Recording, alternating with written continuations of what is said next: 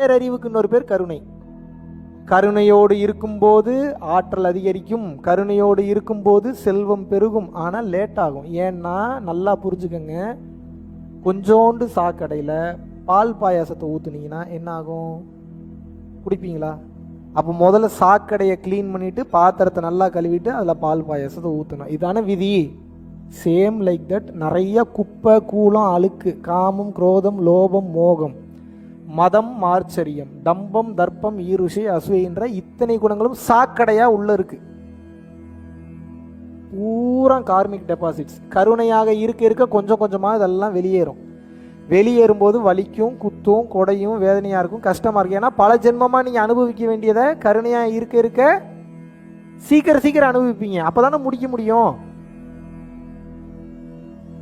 ஒவ்வொரு டிராப்பா தண்ணி வர்றதுக்கும் நிறைய பைப்புல தண்ணி வர்றதுக்கு டிஃபரன்ஸ் இருக்கு தானே. டேங்க் சீக்கிரம் காலி ஆகணும்னா ஒவ்வொரு டிராப்பா வரணுமா, ஃபோர்ஸா வரணுமா? அவ்வளவுதாங்க தத்துவம். இதுக்கு எதுக்குங்க பெரிய பித்தாகரஸ் தேட்டரும், இதுக்கு பெரிய சயின்ஸ், பேசிக் காமன் சென்ஸ். அப்ப என்ன, அதிகமாக வர வர காலி ஆயிரும். அப்ப பிரச்சனை அதிகமா வருதுன்னா தெரிஞ்சுக்கங்க, உங்க கர்மம் அழிஞ்சுக்கிட்டே இருக்குன்னு அர்த்தம். சுகமா கம்ஃபர்ட்டா இருக்கீங்கன்னா நோட் பண்ணிக்கங்க, நீங்க பிரச்சனையில பெரிய பிரச்சனையில சிக்க போறேன். The people who are in the comfort zone are இல்னா என்ன, நோய்வாய்ப்பட்டிருக்கிறார்கள், உடல் அளவிலோ மனதளவிலோ.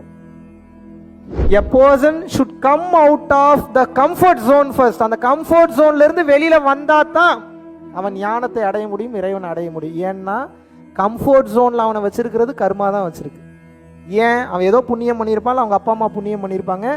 அந்த புண்ணியம் தீர்ற வரைக்கும் இறைவன் விதித்திருக்கிறார், அவன் அதை அனுபவிச்சே தீரணும். அந்த புண்ணியத்தோட சுகத்தை அனுபவிக்கட்டும்னு கொடுத்துட்டார். அப்ப என்ன, அந்த புண்ணியத்தின் சுகத்தை அனுபவித்துட்டு இருக்கான். அம்பானிக்கு பிள்ளையா பிறந்தாலோ அதானிக்கு பிள்ளையா பிறந்தாலோ, பிள்ளையா பிறக்கும் போதே வேற வழியில் அவன் கோடீஸ்வர வாழ்க்கையை வாழ்ந்துதான் ஆகணும். அவனும் கர்மாவில் தான் இருக்கிறான். நோட் பண்ணுங்க, அவனுக்கு இதுதான் வழி. கருணையா இருந்தா தான் தப்பிக்க முடியும். கோடி கோடியாக சம்பாதிப்பது இங்க அறிவு கிடையாது. கோடி கோடியா இருந்தாலும் கூட நான் எவ்வளவு நேரம் கருணையாக இருந்தேன், எவ்வளவு நேரம் நான் தர்மத்தோடு இருந்தேன், எவ்வளவு நான் தர்மம் செய்தேன் தான் இறைவன் கேட்பார். உன்கிட்ட ஏதோ ஒன்று இருந்திருக்கும்ல, ஒன்னு அறிவு இருந்திருக்கும், இல்ல பொருள் இருந்திருக்கும், இல்ல பணம் இருந்திருக்கும், இல்ல திறமை இருந்திருக்கும். இத உனக்காக இல்லாம இன்னொருத்தனுக்காக நீ எவ்வளவு கொடுத்தன்னு தான் கேட்பார். கருணையாக இருந்து இறைகளை விலக்கி இறைவனை அடைவதற்கு இல்லை, நீங்க இறைவனாவே மாறுறதுக்காக பிறந்திருக்கீங்க. இறைவனை அடைகிறதுன்னு ஒண்ணுமே கிடையாது.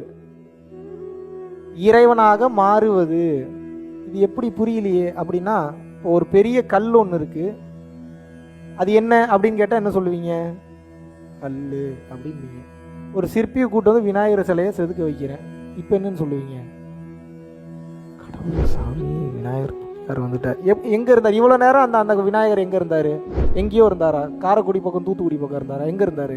கல்லுக்குள்ளதான்ப்பா இருந்தாரு. இப்ப எப்படிப்பா அவர் வெளியில வந்தாரு? செதுக்குனதுக்கு அப்புறம் தேவையில்லாத செதில்கள் சிதறி அந்த சிலை அழகான வடிவமானது வெளியே வந்துருச்சு.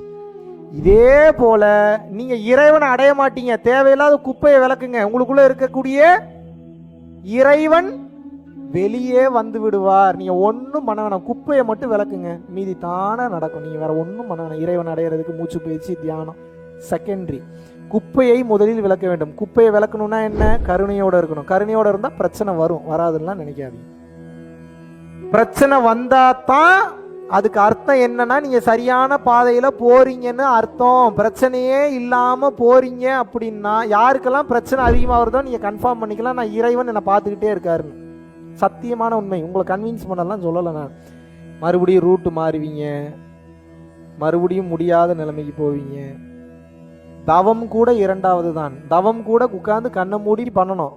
கருணைக்கு ஏதாவது பண்ணணுமா? இப்படி ஒன்றும் பண்ண தேவையில்லை. கருணைக்கு நான் என்ன பண்ணணும்?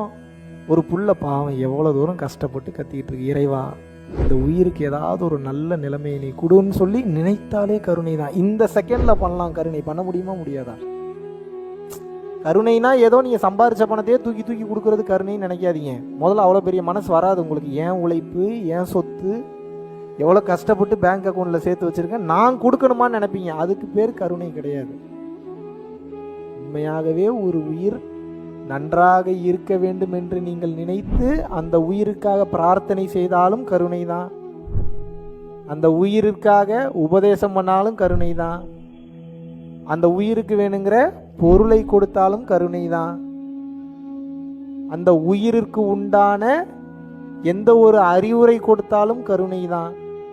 அந்த உயிருக்கே தெரியாமல் அதோட பிரச்சனையை ஏதாவது உங்கள் இன்ஃப்ளூயன்ஸில் சார்ட் அவுட் பண்ணிங்கனாலும் கருணை தான். அந்த உயிர் கஷ்டப்படக்கூடாது, வேதனைப்படக்கூடாது, துன்பப்படக்கூடாது, துயரப்படக்கூடாதுன்னு சொல்லி அந்த நேரத்தில் அந்த உயிரை காயப்படுத்தாமல் இருந்தீங்கனாலும் கருணை தான். எத்தனை கருணையில் எத்தனை இருக்கு பாருங்க, எத்தனை வகை இருக்கு பாருங்க. கருணை என்றால் ஏதோ நான் பொருளை மட்டும் கொடுப்பதற்கு பேர் கருணை நினைக்கிறீங்க. ஆனால் அது மட்டும் கருணை கிடையாது. தேவையான இடத்தில் அந்த உயிரிற்காக குரலை ஒசத்திட்டு நிற்கிறதும் கருணை தான். தேவையில்லாத இடத்துல பேசாமல் தட்டி கொடுத்து போடா பார்த்துக்கலான்னு